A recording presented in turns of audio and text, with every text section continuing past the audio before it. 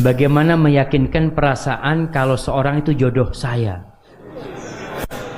Saya belum pernah ketemu atau telepon, hanya melalui WA. Lebih canggih lagi, dia nggak pernah telepon tapi WA. Saya ada plan untuk pulang. Apakah dengan saya pulang kampung merupakan salah satu bentuk ikhtiar saya, Ustaz? Jazakallahu khairan. Berkaitan dengan jodoh jamaah. Allahu Akbar ya. Ana baca berita ada seorang yang dibunuh sama sahibnya. Baca tuh. Gara-gara ketika ketemu selalu bertanya kapan kawin. Akhirnya dibunuh sama temennya itu. Na'udzubillah min dzalik ya. Na'udzubillah min dzalik. Dan ini tidak benar ya.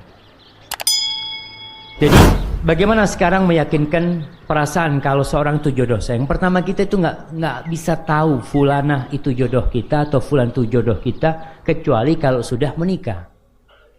Udah tahu dia jadi jodoh kita. Yang jodoh pun kadangkala jodohnya hanya terbatas waktunya. 2 tahun cerai. Ya udah jodohnya sampai di sana. Sekarang dalam Islam mengajarkan bagaimana kita mencari jodoh. Pertama, kriterianya sudah ditentukan. Yang kedua, musyawarah.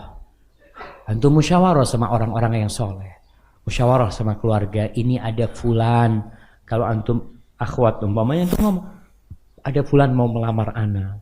Tolong cari tahu tentang fulan. Musyawarah sama dia. Dengan orang yang soleh. Setelah musyawarah ada omongan, iya insya Allah baik. Antum istikharah. Minta pilihan sama Allah.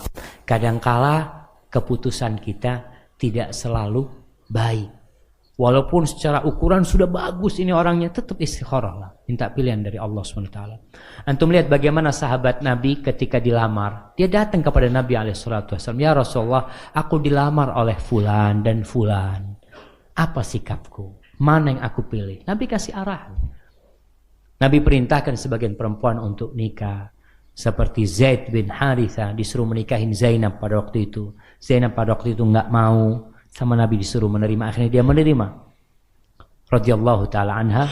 Namun jodohnya Zaid bin Haritha dengan Zainab bintu Jahash nggak lama. Karena setelah itu bercerai.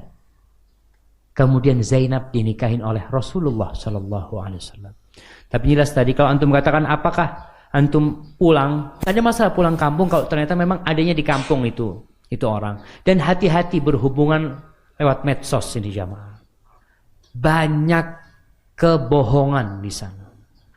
Tadi anti katakan nggak tahu ini siapa orang ini, gimana kondisinya. Tapi alhamdulillah medsos sendiri membantu kita untuk menyingkap kepribadian seseorang. Antum nggak mau tahu fulan, antum masuk ke akun dia. Jadi apa? Jadi follower dia umpamanya.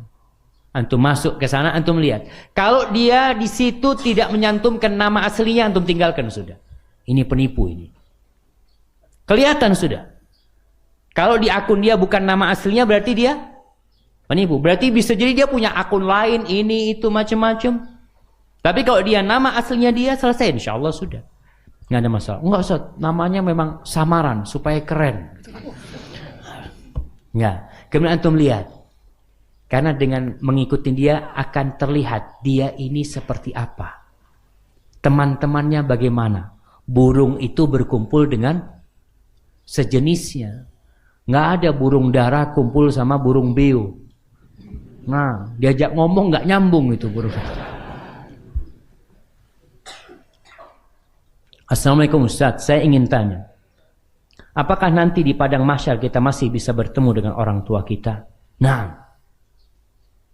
Tapi kata Nabi SAW, amma fi thalathati mawatin fala. Di 3 tempat orang tidak akan ingat dengan orang lain. Yang pertama, siapa yang tahu? Di padang mahsyar akan banyak kejadian-kejadian di sana jawab.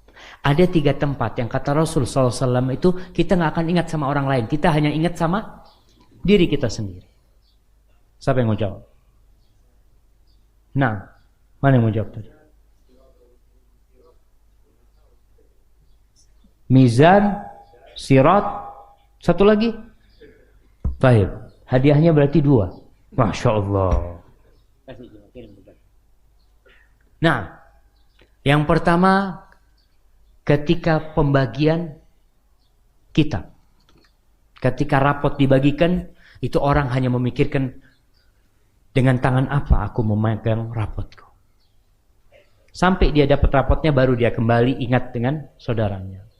Kemudian yang kedua ketika di timbangan. Yang ketiga ketika di sirat. Di lain tempat itu nggak ada masalah. Sebagaimana nanti orang-orang akan mendatangi Nabi Adam alaihissalam, akan datang kepada Nabi Nuh untuk minta syafaat nantinya ke Nabi Ibrahim. Mereka mengenali itu semuanya. Seperti itu. Hadza wallahu a'lam bishawab. Maka kita doakan